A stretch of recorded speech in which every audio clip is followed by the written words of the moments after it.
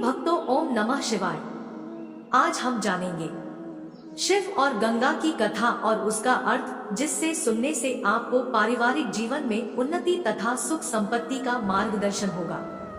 अगर आप चैनल पर नए हैं तो चैनल को लाइक और सब्सक्राइब जरूर करें, और आप शिव के सच्चे भक्त हैं तो कमेंट में ओम नमः शिवाय जरूर लिखें। तो चलिए शुरू करते हैं।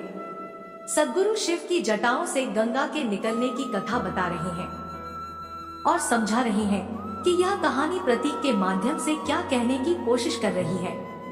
जैसा कि आप जानते हैं, कहा जाता है कि गंगा शिव की जटाओं से निकलती है। हिमालय में एक कहावत है कि हर पर्वत शिखर खुद शिव है। हिमालय की चोटियां बर्फ से ढकी है और इन बर्फीले पहाड़ों से जो कई छोटी छोटी नदियां बहती है, वे धीरे धीरे आपस में मिलकर धाराएं और फिर नदियां बन जाती है। इसी वजह से कहा गया कि पहाड़ शिव की तरह है और नीचे की ओर बहती धाराएं जटाएं हैं।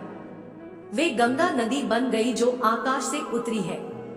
यह सच है क्योंकि बर्फ आकाश से गिरती है।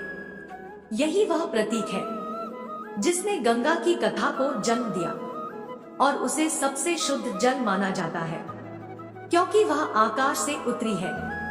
सबसे बढ़कर एक खास इलाके से बहने के कारण उसमें एक तरह का गुण आ जाता है।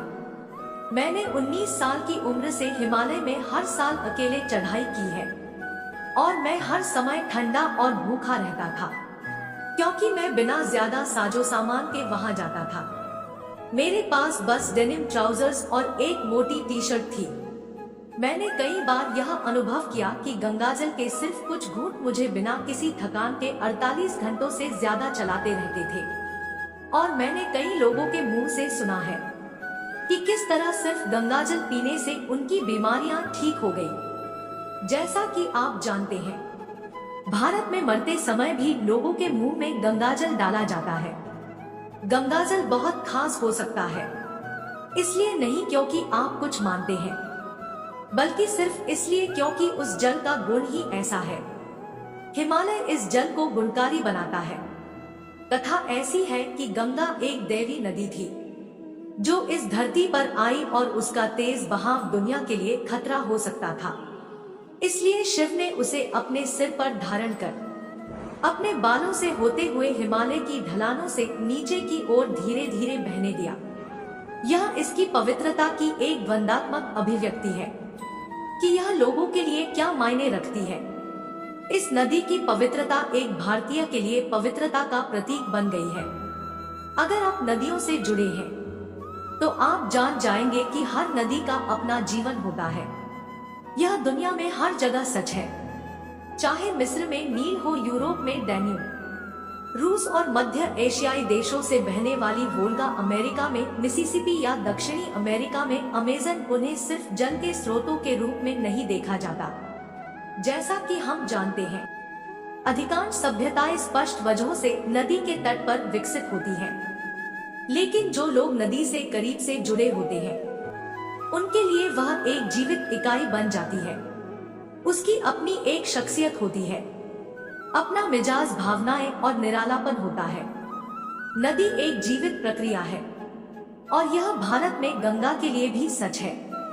मुझे गोमुख में ठीक उसके स्रोत तक गंगा के साथ यात्रा करने का सौभाग्य मिला है और साथ ही मैंने उसकी लगभग सभी बड़ी उपनदियों के साथ ऊपर तक सफर किया है, जैसे मंदाकिनी, अलकनंदा और भागीरथी भी, जो गंगा का प्रमुख हिस्सा है।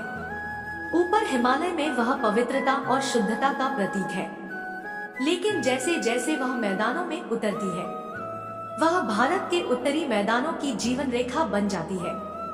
गंगा ने समय के साथ कितने ही राजवंशों का उदय और पतन देखा है।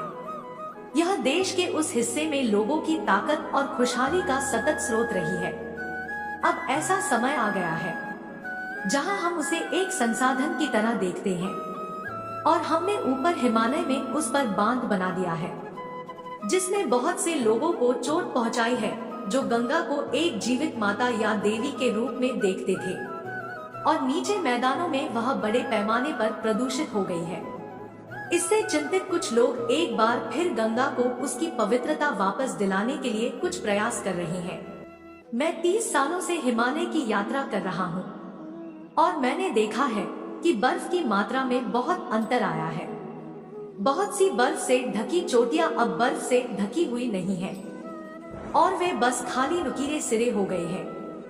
एक नदी के रूप में गंगा पर गंभीर खतरा मंडराने लगा है और ग्लेशियर तेजी से घट रहा है, जो हम गोमुख के मुखद्वार पर साफ साफ देख सकते हैं। उसे गोमुख इसलिए कहा गया क्योंकि यह गाय के मुंह जैसा दिखता था।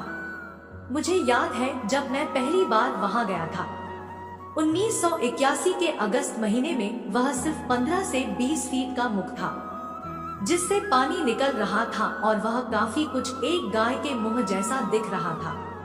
आज वह 100-200 फीट चौड़ी गुफा है जिसमें आप चाहे तो आधे मील तक पैदल जा सकते हैं। गंगा के जीवन पर जलवायु परिवर्तन का बहुत ज्यादा असर पड़ रहा है और अगर किसी भी समय वह नदी के अस्तित्व के लिए खतरा बन जाता है तो इसका मतलब भारत के उत्तरी भागों के लिए एक बड़ी तबाही हो सकती है, जहां यह हमेशा से लोगों की जीवन रेखा रही है। गंगा को बचाने का महत्व हर संस्कृति, हर जन समुदाय, हर सभ्यता को किसी प्रतीक की जरूरत होती है जो उनके जीवन में एक अलग स्तर की पवित्रता लाने के लिए उन्हें प्रेरित करे। गंगा हमेशा से यह करती रही है और कुंभ मेलों के दौरान उसके तटों पर लोगों का सबसे बड़ा जमावड़ा होता है, जहां 8 से 10 करोड़ लोग जुटते हैं। धरती पर कहीं और मनुष्यों का ऐसा मेला नहीं लगता। गंगा और लोगों के लिए उसकी पवित्रता हमेशा से इस प्रेरणा का आधार रही है।